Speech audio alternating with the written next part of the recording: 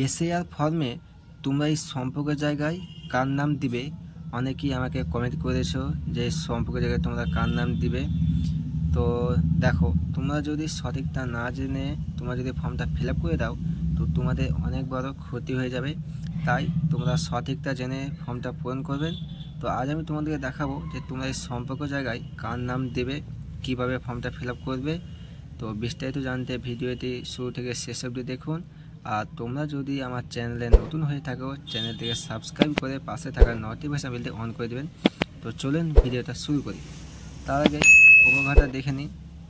আপনার এই ঘরটা আগে থেকেই আপনার ফিল আপ করা থাকবে, মানে প্রিন্ট করা থাকবে, আপনার কিছু বসাতে হবে না। এই উপকার ঘরগুলোতে শুধু আপনাকে এই ঘরটাতে আপনাকে রিসেন্ট একটা পাসপোর্ট সাইজের ফটো আপলোড করতে হবে। আর আপনার সেই ছবিটা কেমন হবে, আপনার সেই ছবিটা যেন আপনার কান দুটো দেখা যায় সেইভাবে আপনি ছবিটা তুলবেন। তো এবার দেখুন, এই জন্ম তারিখ এই দেখছেন, এইখানটায় টোটাল 3টে ঘর আছে। একটা ঘর, দুটো ঘর, 3টে ঘর। এবার এই ঘরটাই কী রকম বসাবেন, এই ঘরটাই 2025 সালের ভোটার কার্ডে যে আপনার ডিটেলস আছে আপনি সেই ডিটেলস এই ঘরটাই পূরণ করবেন। আর এই ঘরটাই কারা ফিল আপ করবেন, যাদের 2002 সালে ভোটার তালিকায় নাম আছে তারাই শুধু এই ঘরটা ফিল আপ করবেন। আর এই ঘরটা কারা ফিল আপ করবেন, যাদের 2002 সালে ভোটার তালিকায় নাম নেই তারাই শুধু এই ঘরটা পূরণ করবে। তো বুঝতে পারলেন? তো দেখুন, প্রথমে জন্ম তারিখ বসিয়ে দিলেন 2025 সালের ভোটার কার্ড দেখে, আধার নাম্বার বসিয়ে দিলেন, মোবাইল নম্বর, পিতার অভিভাবকের নাম বসিয়ে দিবেন, যদি এপিক নাম্বার থাকে তো আপনি বসিয়ে দিবেন, মায়ের নাম, যদি মায়ের এপিক নাম্বার থাকে এখান থেকে বসিয়ে দিবেন, স্বামী বা স্ত্রীর নাম যদি থাকে এখান থেকে বসিয়ে দিবেন, আর স্বামী বা স্ত্রীর এপিক নাম্বার যদি থাকে এখানে বসিয়ে দেবেন। এবারে দেখছি আমরা মেন এই দুটো জায়গায় সবার ভুল হচ্ছে। আর এই ভুলের জন্য অনেকেই বুঝতে পারছে না যে তোমরা কীভাবে ফিল আপ করবে। তো এই ঘরটা যাদের 2002 সালে ভোটার তালিকায় নাম আছে তারাই ফিল আপ করবেন, আমি আগেই বলেছি। তো আপনার যদি 2002 সালে ভোটার কার্ডে যদি আপনার নাম ভুল থাকে, আপনার যে নামটাই আছে আপনি সেই নামটাই দিবেন, যদি ভুল থাকে সেই নামটাই দিবেন।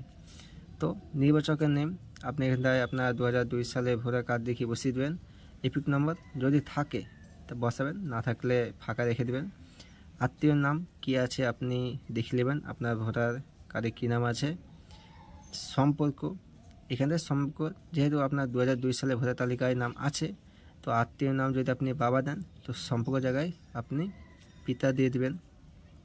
আপনার জেলা বসিয়ে দেবেন, রাজ্যের নাম, বিধানসভা ক্ষেত্রের নাম, বিধানসভা ক্ষেত্রের নম্বর, অংশ নম্বর, ক্রমিক সংখ্যা। তো এই ঘরটা শুধুমাত্র 2002 সালে যাদের আছে তাদের ফিল আপ করবেন। আমি আরেকবার বলছি যে যদি আপনার নাম ভুল থাকে 2002 সালে তো আপনি সেই নামটা বসাবেন যাই থাকুক। এবার আসছি আমরা এই ঘরটায়, এই ঘরটা কারা ফিল আপ করবেন, যাদের 2002 সালে নাই তারাই শুধু এই ঘরটা পূরণ করবেন। অনেকেই এই সম্পর্ক জায়গাটা বুঝতে পারছেন না যে কী দেবেন। তো দেখুন, নাম ধরুন এখানে আপনি আপনার বাবার নাম দিলেন, বাবার যদি এপিক নাম্বার থাকে তাহলে বসাবেন। আত্মীয়র নাম দিলেন, ধরুন আত্মীয়র নাম আপনার বাবার নাম আছে, মানে আপনার ঠাকুরদা হচ্ছে। এইবার সম্পর্ক, এই হচ্ছে মেন টপিক যে সম্পর্ক এখানটায় কার নাম দিবেন। তো দেখুন, যেহেতু ফর্মটা আপনি ফিল আপ করছেন আর এখানে আপনার বাবার নাম দিয়েছেন, তাদের সম্পর্কটা হবে ফাদার, মানে বাবা। নিয়ে জেলা, রাজ্যের নাম, বিধানসভা ক্ষেত্রের নাম, এগুলো আপনার যা আছে আপনি ভোটার তালিকা দেখে বসিয়ে দিলেন। এইবার বিএলওর সাথে আমি কথা বলে তাদের বিভিন্ন রকম তারা কথা বলছে যে এখানে আপনি নাম দিলেন, ধরুন এখানে আপনি আপনার বাবার নাম দিলেন, আত্মীয় নাম আপনার বাবার নাম দিলেন, মানে দাদুর নাম। এবার কথা হচ্ছে যে যাদের 2002 সালে নাম নেই তারা এই ঘরটা পূরণ করছেন, ঠিক আছে, কিন্তু আপনার বাবার আছে 2002 সালে, তো আপনি আপনার বাবার ভোটার লিস্ট দেখে নাম বসাচ্ছেন, তো আপনার ভোটার কার্ডে আত্মীয়ের নাম আপনার বাবার আছে, মানে দাদু, তাহলে সেখানে সম্পর্ক কী হচ্ছে? পিতা। কিন্তু এখানটায় দেখুন যে যদি এখানটায় আপনি পিতা দেন, যে এখানটায় আপনার বাবার নাম দিলেন, এখানটায় আপনার দাদুর নাম দিলেন, তাহলে আপনার দাদু আপনার বাবা কে হয়? তো পিতা। এটা যদি আপনি বিএলওকে দিয়ে দেন বা আপনি যে কাউকে যদি দেন, তারা বুঝতে পারবে না যে এখানটায় আপনি যা সম্পর্ক দিয়েছেন আপনার সাথে এর কি সম্পর্ক। এই নিয়ে একটা প্রশ্ন হচ্ছে। আর একটা প্রশ্ন কি, ধরুন এখানে আপনি আপনার বাবার নাম দিলেন, সম্পর্কের জায়গায় আপনার কি হয়? বাবা, তারপরে এখানে ফাদার দিলেন।